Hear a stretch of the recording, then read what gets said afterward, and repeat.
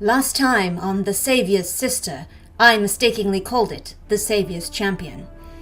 Anyway, Layla formed a cunning plan. To find her assassins, she would have one of her sisters pretend to be the Savior. Meanwhile, she would journey down into the labyrinth, which is actually just a tunnel, to investigate the men. She brings one of her sisters and goes down into the tunnel to find a bunch of stone-cold hotties, and she even touched a nipple. Hello and welcome back to my living room. There are ferrets on the loose. I'm wearing my penguin robe and we are going to read some more of The Savior's Sister. Got the maximum coziness going on, so that'll hopefully save us from chapter 5, The Dungeon. Dun dun dun. Dungeon. Layla's like, I'm gonna kill my assassins. Totally gonna murder the crap out of them. And then Delphi's like, but they're highly trained assassins. And I'm sitting here like, no. I would like to see Layla's kill count against their kill count, because she kills a lot of people.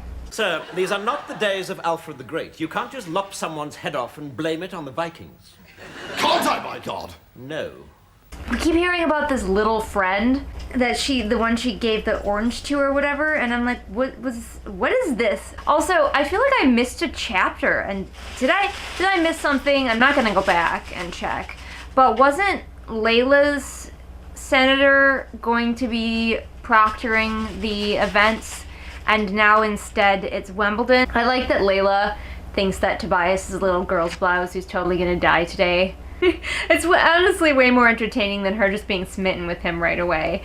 Is that she's just like, oh, that poor kid. She's going back to the Senate again. I heard that this book was a lot of scenes from the Senate floor. Oh, Asher's back. He's back suddenly to escort her. He's only around sometimes. See, here's the problem with Layla's murdering of these people. And she's seeing it too.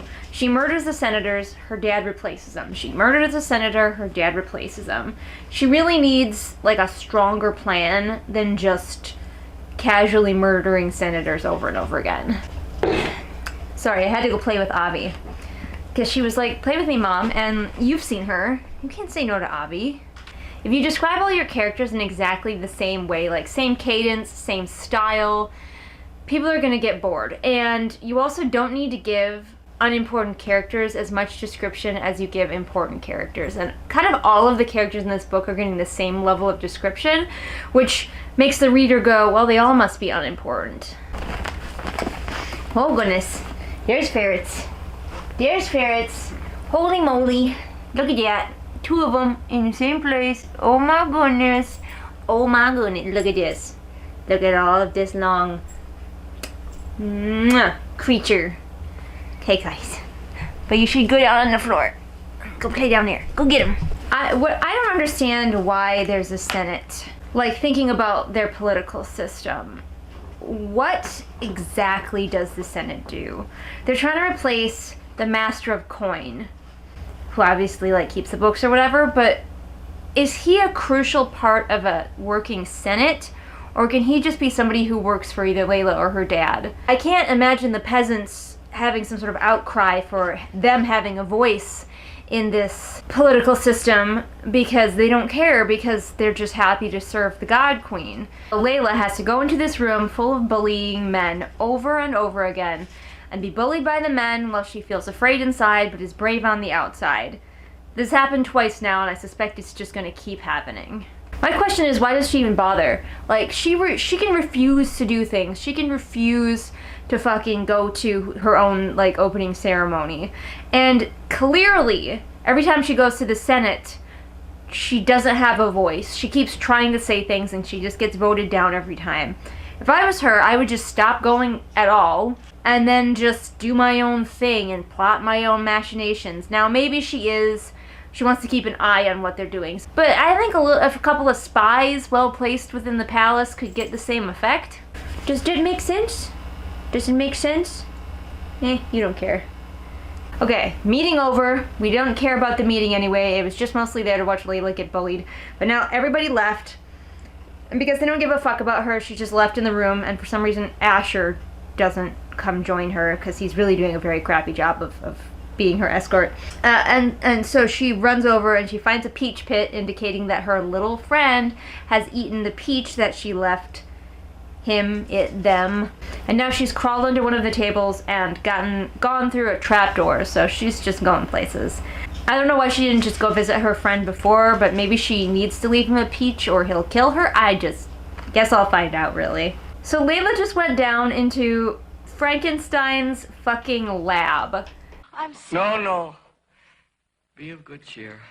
And she has found at her little friend, I would assume, there's a giant hulking man who is essentially sounds just like Frankenstein's monster. He's like patched together and scarred and everything. And I'm just like, what is going on? He's wearing a fucking gimp mask. What is this? Don't worry, she has removed the gimp mask. All is well. I don't understand, Avi. This is so weird. So I guess this guy was a previous competitor in another tournament. He was also a beast just like Layla's dad, but clearly he lost and also he didn't die, and now he lives in the floor. Sure. What? I think he's gonna kind of be a father figure, I guess, because like her real dad sucks. So she's got basement dad.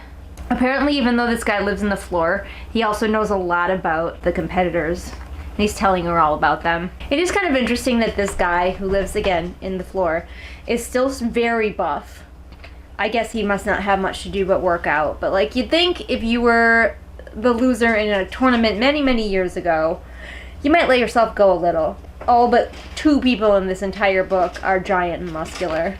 Kaleo has like no history, no tales of his glory, and I'm like, this is a perfect chance for him to actually be a shepherd. He's just a fucking shepherd who likes to kill people on the side. Would that not be the best? Yeah, now they're gonna have like a father-daughter like story time, so he's definitely basement dad. Of course he was in love with Layla's mother, but he lost the tournament, and now he lives under the floor. Aha, so I guess the Savior's magic is involved in what's going on in the labyrinth. It's just not Layla's. Apparently, they bottled up Layla's mom's magic somehow and are now using it to run the labyrinth. Fucking sure. There's a guy who lives under the floor who's like her pseudo-dad. Anything at this point, I'll believe. Layla decides to go back down into the labyrinth. She had to leave because the apothecary also hangs out down in basement dad's room. So Layla goes back down into the labyrinth, or the camp where the guys are hanging out, and this is the time when Tobias is helping out another guy who was shot with an arrow, and he like drops the guy at her feet, and she's all like, "You would save him even though he is your competition." And Tobias is like, "Yeah, but I'm silent and stoic and shit." And now she's really into him. Like before she was like, he's gonna die, he's a little wiener. But now that he's been sufficiently heroic, she's like hot for him. And she thinks that the sweat dripping down his back is enticing. Yum. No thank you. No thank you. Definitely got a lady boner going on. We just got a lot of back and forth going on with Layla and the hunter and the guy who was shot, who's the prince, who I think is Flynn.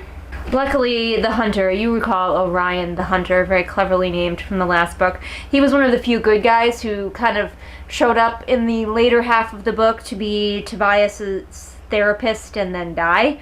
He's helping Layla out because Layla, other than having magical healing powers, actually has no idea what she's doing as far as like healing besides using magic. So luckily he is here.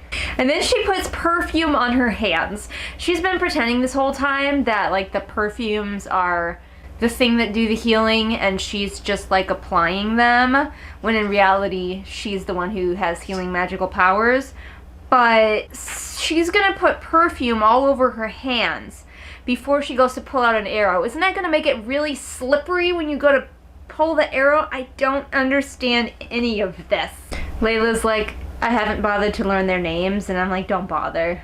Alright, that's the end of the chapter. She was like, I hope I get to see the artist again, but Tobias sulked away. He's being a very emo boy. And everybody knows that girls cannot resist the emo boy, so It's obvious why she goes for him.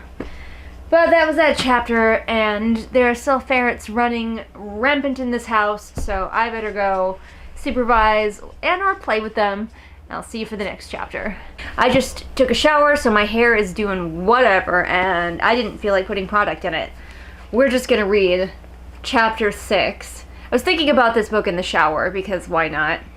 And I was like, you know what, the writing itself, not the worst thing I've ever seen. I don't have as much to comment on about the writing as I'm reading this as I did in the Ables. In the Ables, you probably noticed that I did a lot more commenting about the craft, which maybe wasn't as interesting. This one, the craft itself, is fine. It's serviceable.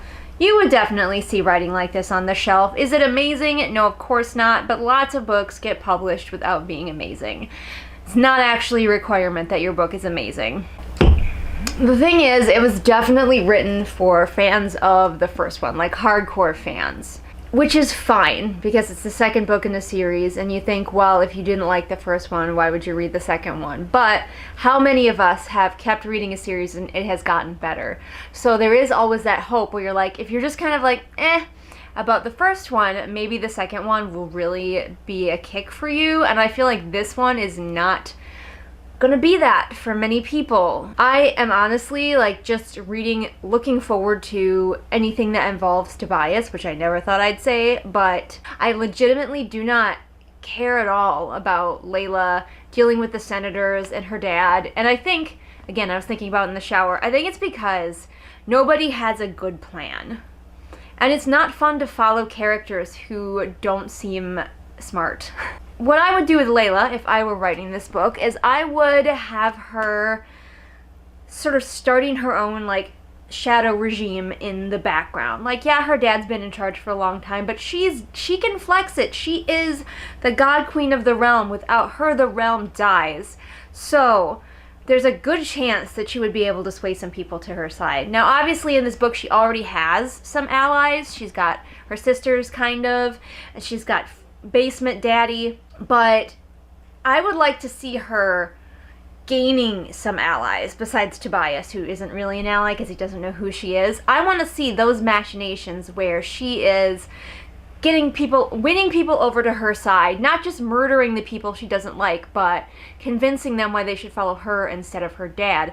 I want to see her outsmarting her dad instead of just killing people she doesn't like and then being disappointed when her dad just replaces them. I think a subtle battle of wits set to the backdrop of her maybe getting killed would be a way more engaging book. And who knows, there's a lot of book left. Maybe we will start to get that.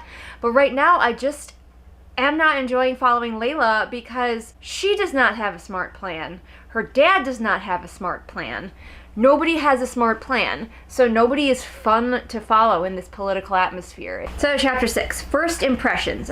Oh yeah, and I really want to know if the mirror moms turn out to be anything, or if they're just kind of there. I hope that they do something. Everyone is so fucking horny. I cannot get over it. Anytime the guys are mentioned, everyone's like, were you staring at how hot they were? Oh my gosh, they were so hot. Even the lesbian.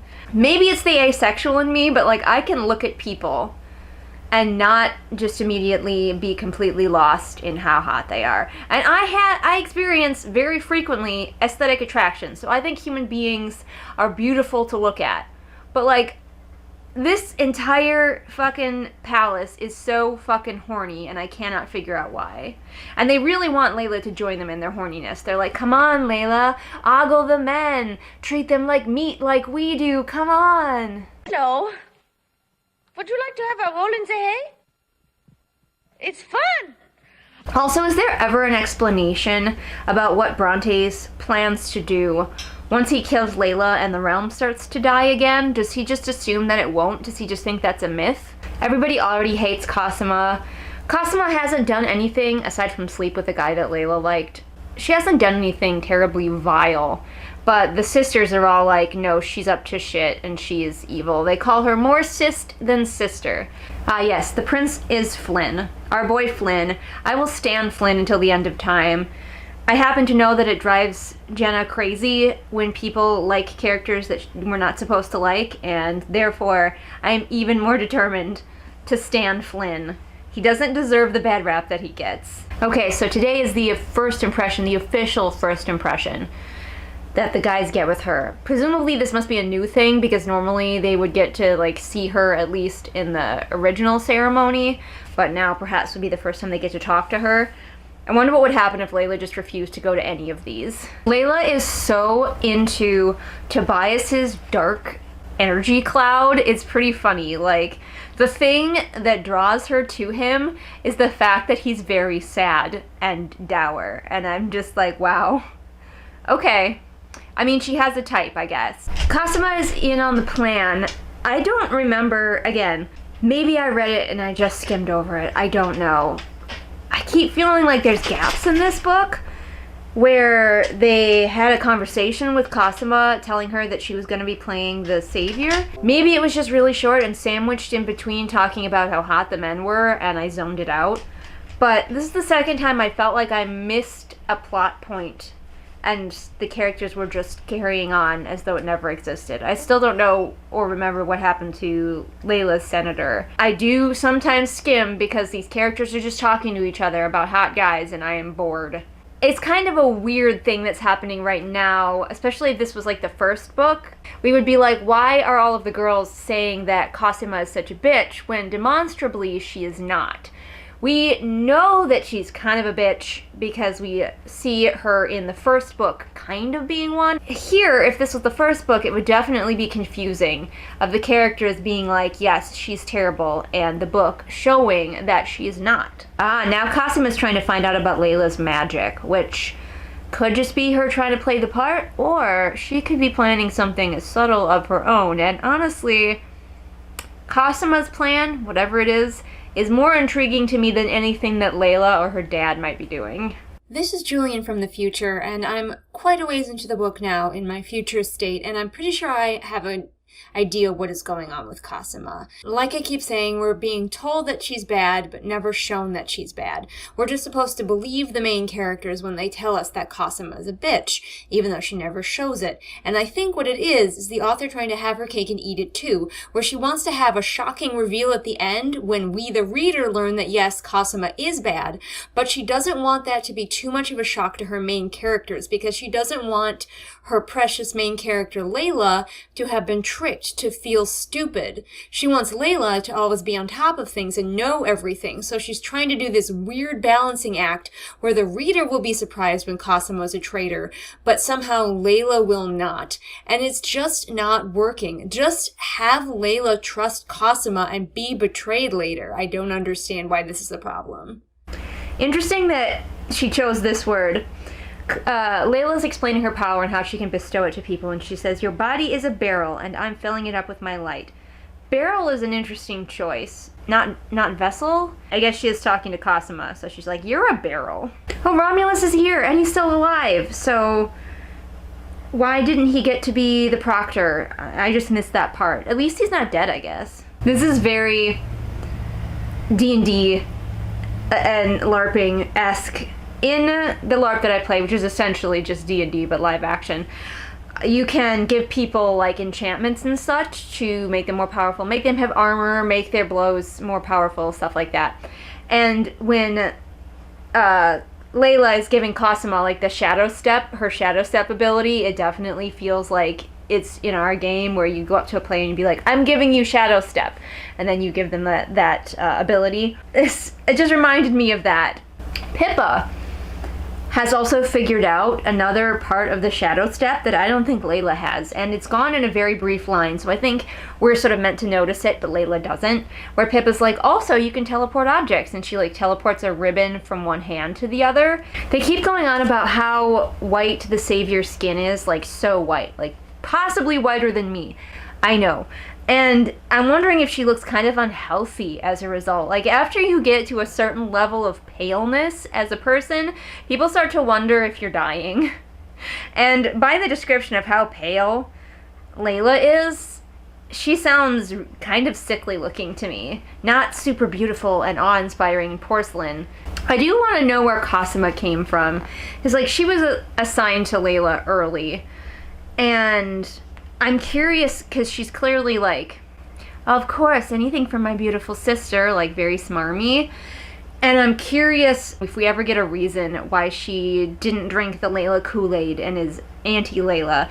And is it because maybe Layla stole her as well, except for she wasn't like Pippa and could realize that something bad had happened to her? That would be cool. I don't think we're going to get anything like that. It's a good thing also that they happened to be with Romulus and someone else wasn't assigned to them, because Romulus is like the only one who is also in on the plan. Again, if Layla just had a few more allies and if we got to see her make them, that would be cool.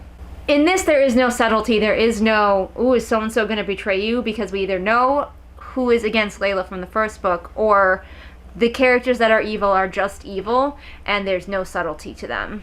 Wow, Layla even thinks of the men as meat. Is that a romance book thing? Is it more normal in romance books, you know, especially like the bodice rippers kind that are just for women, to refer to men in such dehumanizing ways? Because I don't read a lot of those books, and maybe guys are just described as slabs of meat sometimes. I don't know. Please let me know if you are familiar with those tropes. Again, because we read the first book, all tension is lost. Layla is super nervous that Cosima is not going to pass as the savior, but of course Cosima does, and we know that because we read the first book. Again, that's another reason not to do the same book again from a different character's point of view. There is no tension. There's a guy named Hansel. Cool story, Hansel. Thanks, Olaf. Cosima makes a show of using Layla's magic because she was paying attention when Pippa showed her that she could teleport things. So she's like, oh, you want to see my magic? Let me teleport something to you. Ooh, flashy. Honestly, Cosima is a much better showwoman than Layla will ever be, and I kind of wish the book was about her. So we watched Layla explain to Cosima how her magic works and how it comes from her light and her inner being, because the reason that Layla has magic is just from herself. She is the most specialist and most important one, obviously. Why would we want to read a book about somebody who wasn't the best one? Then we get to watch Cosima explain it again to the men. And I have talked about this in the Ables. If you have a character explaining something to another character that the reader has already learned, gloss over that. That is the time to tell.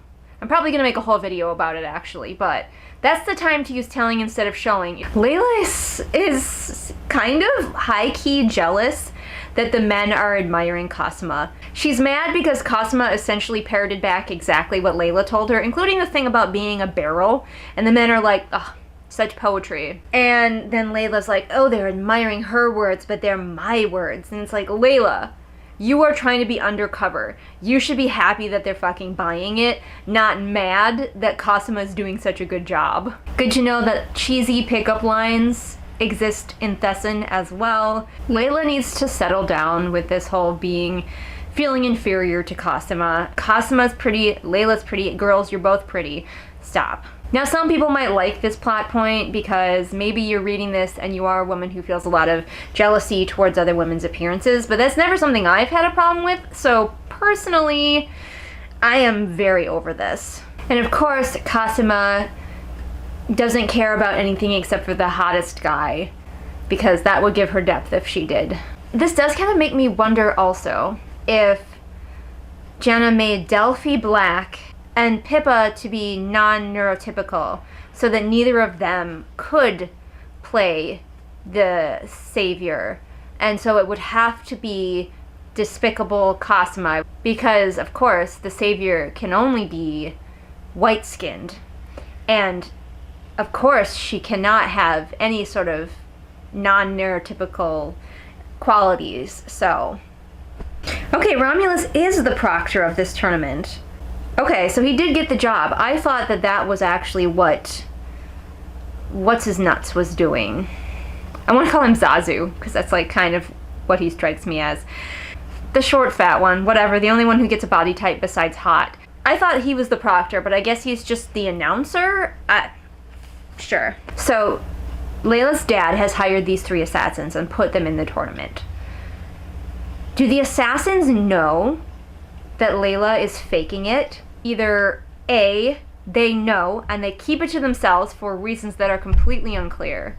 Or B, they don't know, which I guess I could see because Layla's dad is really not very smart or good at planning. But of course that does very clearly mean that he did not prepare his assassins at all, to the point of not even telling them what his daughter looked like. Either way, it's a terrible plot point. Alright, and that is the end of that chapter, and now I am gonna go edit a different video, but I wanted to get a chapter filmed first, so yay, I guess. Well, hey, did you come here looking for patrons? Well, you're in luck, because I have a list of the best patrons in the world right here in my hand. They are Patrick and Sophie, Callison, Ray, Artemis, Shelby, Zaire, Jesper, Ryakio, Irene, Scribbling Cat, Savvy, Jenny, Amanda, Lisa, and Lennox. That's right, you don't need to look any further. These are the best patrons. Trust me, I know what I'm talking about. If science teaches us anything, it teaches us to accept our failures as well as our successes with quiet, dignity, and grace.